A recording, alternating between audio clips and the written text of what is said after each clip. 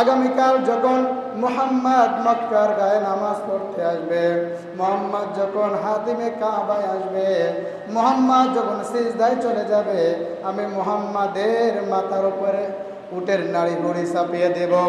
বিশ্বনবী কষ্ট পাবেন, এটা ইচ্ছা ছিল ওমরের, তখন ওমর ইসলাম গ্রহণ করে নাই।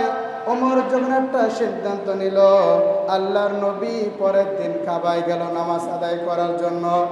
আল্লাহর নবী নামাজ আদায় করার জন্য যাচ্ছে, আর পিছনে ওমরও যাচ্ছেন। বলেন তো ওমরের উদ্দেশ্য ভালো না খারাপ? ওমরের উদ্দেশ্য খারাপ। ওমরের উদ্দেশ্য হলো বিশ্ব নবীকে আঘাত করবে, ওমরের উদ্দেশ্য হলো বিশ্ব নবীকে অপমান করবে, ওমরের উদ্দেশ্য হলো বিশ্ব নবীকে সে ছোট করে দেবে। আল্লাহ তাআলা কোরআনুল কারীমের একটা সূরা দিয়েছেন, সূরা হাক্কা। জোরে বলেন কি সূরা? সূরা হাক্কা। ওমরে ফারুককে আল্লাহ 3টা ধাক্কা ইসলামের অমীয় বাণী পান করিয়েছেন। তার ভিতরে আল্লাহ তাআলা 2 নম্বর স্টেপে সূরা হাক্কা দিয়ে আল্লাহর একটা ধাক্কা দিয়েছে। বিশ্বনবীকে অপমান করার জন্য, ছোট করার জন্য, লাঞ্ছনা দেওয়ার জন্য বিশ্বনবীর পেছনে ওমর দৌড়াচ্ছে। আল্লাহর নবী নামাজে দাঁড়িয়ে গিয়েছে, আল্লাহর নবী নামাজে তেলাওয়াত করা শুরু করলেন। বিশ্বনবীর তেলাওয়াত বলেন তো সুন্দর না অসুন্দর? অনেক সুন্দর। এমনি তো আল্লাহর কালাম, আবার যার পরে নাজিল হয়েছে তেলাওয়াত করছে সেই নবী বিশ্বনবী। কত সুন্দর তেলাওয়াত। ওমর পেছনে দাঁড়িয়ে আছে, তেলাওয়াত শুনতেছে। আল্লাহ তাআলা সূরা হাক্কার ভিতরে ঘটনাটা নাজিল করেছে।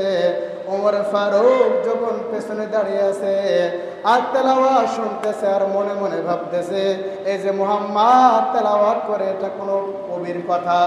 যদি কোনো কবির কথা না হয়, এত সুন্দর মতন করে মিলিয়ে কেমনে বলেন? যেমন আমরা ছোটবেলায় পড়েছি, আম পাতা জোড়া জোড়া, মারবলাতি না, মারবো চাবুক চড়বো ঘোড়া, এরা পড়েছি না? দেখেন কবিদের লেখা কবিতা কত সুন্দর, লাস্টে একটা মিল আছে না, কত সুন্দর করে মিল। তো এই যে কবিদের মতন করে যখন আল্লাহ রাসূল তেলাওয়াত করছেন, আল্লাহ রাসূল তেলাওয়াত করছেন, ওয়াশ-শামসি ওয়া দুহাহা ওয়াল কমারি ইযা তালাহা ওয়ান নাহারি ইযা জাল্লাহা ওয়াল লাইলি ইযা ইয়াগশাহা ওয়াস সামাই ওয়া মা বানাহা ওয়াল আরদি ওয়া মা তাহাহা ওয়া নাফসি ওয়া মা সাওয়াহা ফাআলহামাহা ফুজুরাহা ওয়া তাকওয়াহা। আল্লাহ রাসূল তেলাওয়াত করছেন, কুল হুয়াল্লাহু আহাদ আল্লাহু লাম ইয়ালিদ ওয়া লাম ইয়াকুল লাহু কুফুয়ান আহাদ। এভাবে ছন্দের মতো মিলিয়ে মিলিয়ে বলছে। আল্লাহ রাসূল তেলাওয়াত করছেন, ফিরআউনা যিল আওতাদ আল্লাযীনা তাগাউ ফিল বিলাদ ফাআকতারু ফিহাল ফাসাদ ফাসাব্বা আলাইহিম রাব্বুকা সাওতা আযাব ইন্না রাব্বাকা লাবিল মিরসাদ। কত সুন্দর কবিদের মতন মিল করে পড়ছে। আল্লাহ রাসূল তেলাওয়াত করছে, কুল আউযু বিরাব্বিন নাস মালিকিন নাস ইলাহিন নাস মিন শাররিল ওয়াসওয়াসিল খান্নাস আল্লাযী ইউওয়াসওয়িসু ফি সুদুরিন নাস মিনাল জিন্নাতি ওয়ান নাস। আল্লাহ সব লাস্টে সিন দিয়ে মিলাই দিয়েছে। এই আল্লাহ রাসূল যখন তেলাওয়াত করছে এরকম ভাবে, পেছনে ওমর ফারুক দাঁড়িয়ে চিন্তা করে, মনে হয় বিশ্ব নবী কবি হয়ে গিয়েছে, বিশ্ব নবী মনে হয় কবি হয়ে গিয়েছে। তা না হলে কবিদের মতন এত সুন্দর করে কেমনে সে বলে? অথচ মুহাম্মদ একটা উম্মে নবী, সে লেখাপড়া জানে না, এত সুন্দর করে বানায় কেমনে বলে? অবশ্যই মনে হয় মুহাম্মদ কবি হয়ে গিয়েছে। এমনি সময় ওমর ফারুক এই চিন্তা করতেছে, আর আল্লাহ রাসূল ওই সময় নামাজে তেলাওয়াত করেছে, ওমা হুয়া বিকাউলি শাইরিন কলিলাম মা তুমিনুন। না না না না, মুহাম্মদ সাল্লাল্লাহু আলাইহি ওয়াসাল্লাম কবি হয় নাই। কলিলাম মা তুমিনুন, তোমরা অল্প মানুষই বিশ্বাস স্থাপন করো। দেখবেন কিছু কিছু সময় এমন হয় না যে আপনি যাকে নিয়ে ভাবছেন হঠাৎ করে চোখ করে দেখেন আপনার সামনে, আপনি যারা নিয়ে আলোচনা করছেন দোকান থেকে উঠে গিয়ে দেখেন আপনার সামনে হাজির, এমন হয় না? এমন কিন্তু হয়।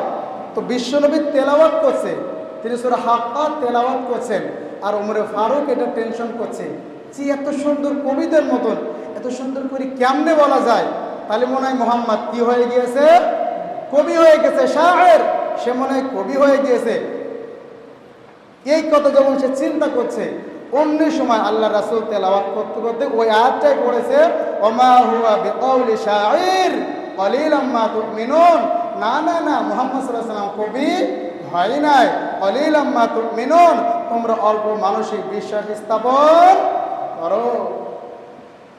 তখন আমরা না আরবি বুঝি না, কিন্তু সৌদি আরবের লোক আরবি বোঝে কি বোঝে না, কথা বলে না, বোঝে কি বোঝে না। আমাদের বাংলাদেশ থেকে একজন সৌদি আরবে গিয়েছিল, এক সপ্তাহ পর স্ত্রী টেলিফোন করেছে, বলে যে কি সৌদি আরবে কি ভালো টালো লাগছে না, সৌদি আরব স্বপ্নের দেশ, খাট্টে খাট্টে জীবন শেষ, এমনটা নাকি? বলছেন না, খুবই ভালো যাচ্ছে, দিনকাল ভালো যাচ্ছে, তবে এই দেশের মানুষ সব আরবিতে কথা বলে, জিকান যায়, কাজের জায়গায়, রেস্টুরেন্টে, অফিসে, নামাজে, জিগানে যায় না কেন, দোকান পর চার দোকানও আরবি আর আরবি, সমস্ত জায়গায় আরবি, কেবলমাত্র শুধু আজানটা বাংলায় দেয়। আজানটা কেটে দেয়, আচ্ছা আজান কি বাংলায় দেয়, কেটে দেয় আরবি ভাষা, কিন্তু বাংলাদেশে শুনি শুনি ওরা আর মানে বাংলা মতো হয়ে গেছে, মানে বাংলাদেশে শুনি শুনি এটা কি ও আরবি আর মনে হচ্ছে না, বাংলা মতনই হয়ে গেছে। তো ওই দেশের ভাষা তো আরবি, ও শিক্ষিত লোকও জানে, মূর্খ লোকও জানে। আমাদের মাতৃভাষা বাংলা, আমরা যেমন বাংলায় কথা বলি, আপনি যদি আমেরিকান একজনকে ধরিয়ে আনেন, ও জীবনে বাংলা বলতে পারবে না, ও আবার ইংলিশ বলতে পারবে। তো ওটা ওদের ভাষা, আমাদের ভাষা বাংলা। তো সৌদি আরবের ভাষা হচ্ছে, জাতীয় ভাষা হচ্ছে আরবি, ওরা সবাই আরবি ভাষা জানে। তো ওমরে ফারুক যখন এই চিন্তা করছে, আর আল্লাহ রাসূল যখন এই তেলাওয়াতটা করছে, এই ওরা তেলাওয়াতের অর্থ বোঝে বোঝে ওরা আল্লাহ রাসূলকে নির্যাতন করেছিল। ওরা তেলাওয়াতের অর্থ বোঝে বলেই ওরা আল্লাহ রাসূলের উপরে জুলুম নির্যাতন করে শিয়েব আবু তালেবের 3 বছর কারাগারে রেখেছিল, ঠিক কিনা বলেন? ওরা অর্থ বোঝে বলেই তারা সাহাবীদের উপরে নির্যাতন করেছিল। আজকেও যখন আমরা কোরআন দিয়ে নামাজ পড়ি, আমাদের কেউ কিছু বলে না। বাবা মারা গিয়েছে, বাবার মিলাদে কোরআন খতম হয় কি হয় না? সেই কোরআন আমরা খতম করছি, আমাদের টাকা দিচ্ছে, হাদিয়া দিচ্ছে। আবার ঈদের দিন কোরআন দিয়ে নামাজ পড়ছি, কোনো সমস্যা হচ্ছে না। জানাজায় কোরআন দিয়ে জানাজা আদায় করছি, কোনো সমস্যা হচ্ছে না। একই কোরআন যদি আমরা তাফসির করে যে শোনাই, তখন কিছু মানুষের চুলকানি শুরু হয়ে যায়, ঠিক কিনা বলেন? একই তো কোরআন। তো যে কোরআন দিয়ে নামাজ পড়লেন, যে কোরআন দিয়ে আপনার বাবার চল্লিশা করলেন, যে কোরআন দিয়ে আপনার বাবার মিলাদ করলেন, যে কোরআন দিয়ে ঈদের নামাজ পড়লাম, যে কোরআন দিয়ে জুমার নামাজ পড়লাম, যে কোরআন দিয়ে জানাজা আদায় করলাম, ওই কোরআনের ব্যাখ্যা বললে তোমার কেন গায়ে জ্বলে? ওই কোরআনের ব্যাখ্যা করলে তোমার কেন খারাপ লাগে? খারাপ যদি লেগেই থাকে, বুঝতে হবে আমার ভিতরে ঈমান নাই, মুনাফিক বাসা বেঁধেছে, ঠিক কিনা? মুনাফিক ধরে ফেলছে। প্রিয় ভাইরা আমার, আরেকটা উদাহরণ দেই। মনে করেন বাগাছাড়া গোশের দোকানের সামনে একটা লোক গোশত বিক্রি করে, জোরে বলেন কি বিক্রি করে? গরু গোশত। এখন গরু গোশের দাম তো অনেক বেশি, 750-800 টাকা কেজি। এখন আমি মনে করেন বাগাছাড়া গিয়েছি, এখন সে আমার চেনে, বলছে হুজুর অনেকদিন পরে এসেছেন, যাক ভালোই হবানি, আপনাদের বেতনাদি কম, আপনি এসেছেন যখন বরকত দেবেন, একটু গোশ আপনার 150 গ্রাম ধরি দেবানি। আচ্ছা ঠিক আছে, 150 গ্রাম গরু গোশ ধরি দেওয়া মানে একটা বিশাল ব্যাপার না? আচ্ছা ঠিক আছে আপনি দেন। আচ্ছা দিল। এখন আমি ওই গোস্ত কিনে আনি, বাড়িওয়ালার সাথে গল্প করছি, দেখো আমার এক ভক্ত পাইছি, আমার দারুণ ভালোবাসে, আমার এই 1 কেজি গোস্ত থেকে 1150 গ্রাম দিয়েছে, মানে 1 কেজি 150 গ্রাম আমার গোস্ত দিয়েছে, বিশাল ভালোবাসে আমার। আচ্ছা স্যার কাজ করা যাক, তাহলে একটু পাল্লায় তোলা যাক, গাড়িতে তোলা যাক, কেমন একটু বেশি দিয়েছে, একটু মেপি চুপি দেখি, মেয়ে লোকের কাজ তো একটু মাপা যাকা। তা ঠিক আছে, ও পাল্লায় তুলি দেখে আরও 150 গ্রাম কম, 850 গ্রাম। তাহলে ওই দিকে গেল মানে 1.5 গ্রাম, 150 গ্রাম, এদিকে 150 গ্রাম, 300 গ্রাম টোটালি নেই। আমি তো অবাক যে তাই তো, আমার ভালোবাসে, আমার ভক্ত, তাহলে আমার গোস্ত কম দেবে কেন? হ্যাঁ, এইবার গোস্ত যখন আনতে গেছি, ঠিক আছে, এখন আমি তো কিছু বলতে পারছি না যে আমি হুজুর মানুষ, আর আমার এই পালি 5টা না দেন, মোটে গোস্ত কিনতে পারিনি। কতদিন পরে টাকা ম্যানেজ করে কিনতে গেছি, 150 বেশি দেওয়া যেমন তোমার, আরও 150 কমতেছে, সব মিলে 300 গ্রাম হাওয়া। কি করা যায়? পরের দিন আবার গেছি, হুজুর আজকে বাড়াইছেন? বলছে হ্যাঁ, আজকে আপনার দোকানের সামনে ফাইন করে কোরআন তেলাওয়াত করবো। কোরআন তেলাওয়াত শুরু করলাম সূরা আর রহমান। কি সূরা বলেন? সূরা আর রহমান। এই রহমানের শুরুর দিকে আছে যে ওয়াশ-শামসু মানে ওয়ান নুজুম ওয়াশ-শাজারু ইয়াসজুদান ওয়াস-সামাআ রাফা'াহা ওয়া ওয়াদা'আল মিজান আল্লা তাতগাউ ফিল মিজান ওয়া আকিমুল ওয়াজনা বিল কিসতি ওয়া লা তুকসিরুল মিজান। এই যে ওয়া আকিমুল ওয়াজনা বিল কিসতি ওয়া লা তুকসিরুল মিজান, এর অর্থ হচ্ছে মাপে কম দিও না, ওজনে কম দিও না। এর অর্থ কি বললাম? মাপে কম দিও না, ওজনে কম দিও না। এবার আমি কানে হাত দিয়ে তেলাওয়াত করলাম ওয়াজিনু বিল কিসতাসিল মুস্তাকিম। ফাইন করে তেলাওয়াত করছি, তেলাওয়াত শুনি বাগাছাড়ার লোকজন এক জায়গায় হাজির। এর বাবারে, এ তো বিরাট কারি দেখছি। বাগাছাড়ার লোক এক জায়গায় হাজির, অন্যদিন গোল বিক্রি হয় 5 ঘন্টা সময় লাগে, আজকে 3 ঘন্টা ক্লিয়ার। প্রচুর লোক। আচ্ছা ঠিক আছে, বলছে হুজুর এরেন 200 টাকা হাদিয়া দিলাম, আপনি যে তেলাওয়াত করেছেন লোকজন শুনি বিশাল খুশি, দেখেন দোকান লোক জমজম করছে, আপনার 200 টাকা হাদিয়া দিলাম, বাড়ি গিয়ে আপনি চা কিনে খাবেন। ঠিক আছে। অন্যদিন গোল বিক্রি হয় 5 ঘন্টায়, আজকে 3 ঘন্টা ক্লিয়ার, 2 ঘন্টা বাড়ি গিয়ে একটু ঘুমোতে পারবানি। ঠিক আছে।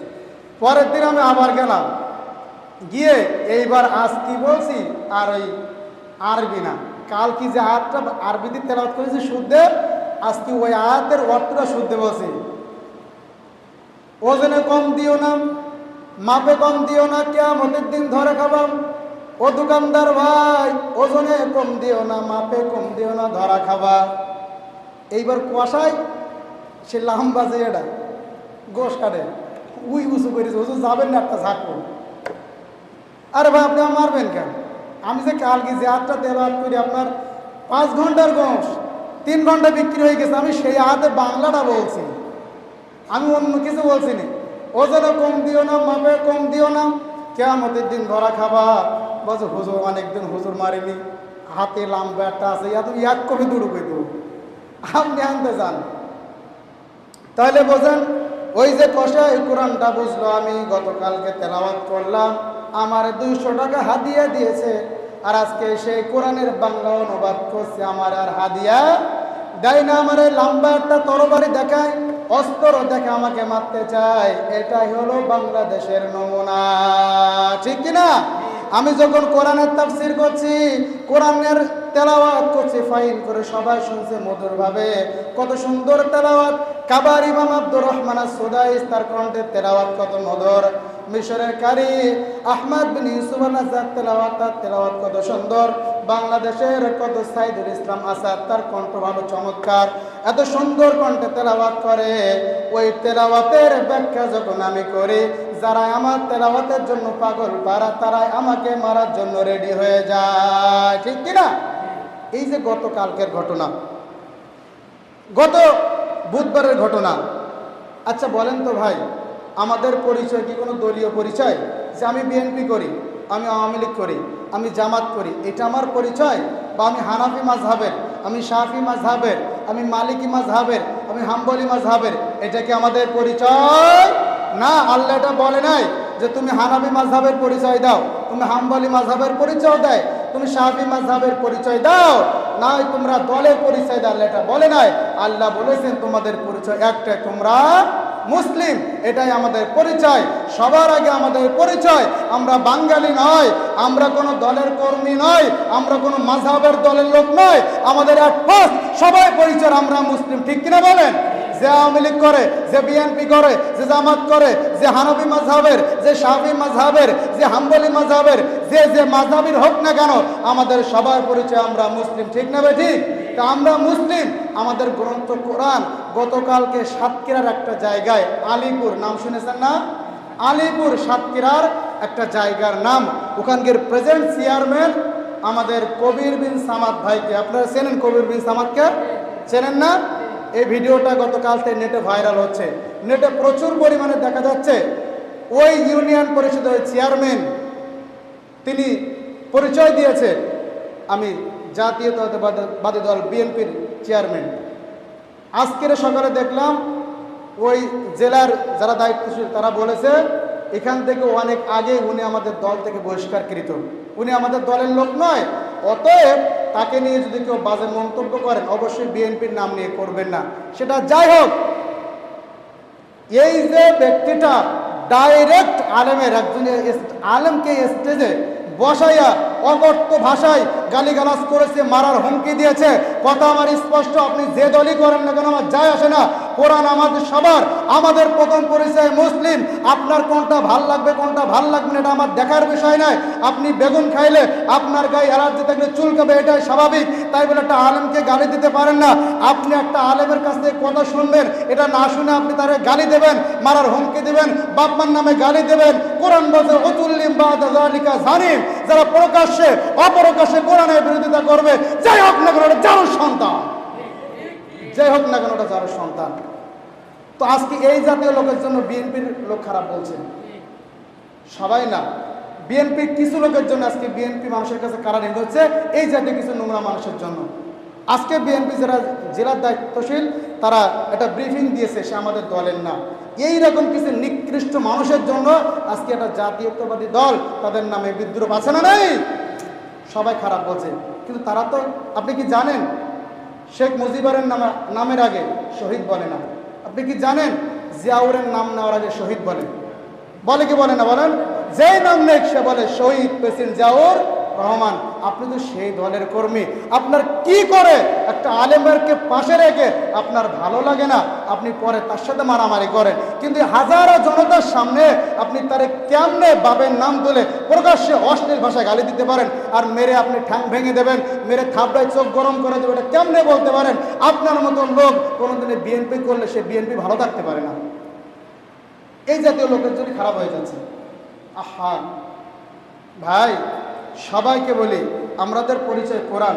এই কোরআনের বিরুদ্ধে যারাই যাবে, যেমন তারা পতন হয়েছে আগে, কোরআনের বিরুদ্ধে আজকেও যারাই যাবে তারা পতন হবে। টুডে অ্যান্ড টুমোরো, সময়ের অপেক্ষা মাত্র। অতএব অহংকার করে কোরআনের বিরোধিতা করে কোনো লাভ হবে না। বেদেশে কি নিয়ে? ঠুনকু একটা বিষয় নিয়ে, যে হুজুর একটা প্রশ্ন। ঠিক আছে বলেন প্রশ্ন, যে আপনাদের বাংলাদেশে এত আলেম, তা আপনাদের ভিতরে মিল নেই কেন, এত ইখতিলাফ কেন? এখন হুজুর বলছে ঠিক আছে দেখেন আমার পরে তো এখন প্রধান বক্তা আছে, উনি বড় হুজুর, তাকে দেন, তিনি উত্তরটা দেন। আর যদি নর্মাল হয় তাহলে আমারে বলেন, আমি চেষ্টা করছি। ঠিক আছে, আমি চেয়ারম্যান সাহেব প্রশ্ন করেছি এটাই, যে আমি নেটে দেখলাম সূরা ফাতিহা না পড়লে নাকি নামাজ হবে না। 3 আলেম একদিকে, 2 আলেম আর একদিকে। কেউ বলছে যে না পড়লে নামাজ, মানে পড়লে নামাজ হবে আর না পড়লে নামাজ হবে না। ইনের দুটো গ্রুপিং। তা আপনাদের ভিতরে এরকম গ্রুপিং কেন, আপনাদের মিল নাই কেন? তখন হুজুর বলছে আচ্ছা ঠিক আছে, এটা তো আপনার প্রশ্ন, তাহলে একটু উত্তর দেয়। এখন উনি উত্তর শোনার আগে ওনার কথা বন্ধ নাই, উনি কথা বলতেই আছেন। এখন আপনি আমার কাছে প্রশ্ন করেছেন, আমি তো আপনার বুঝাবো নাকি বলেন, আপনি তো শুনবেন।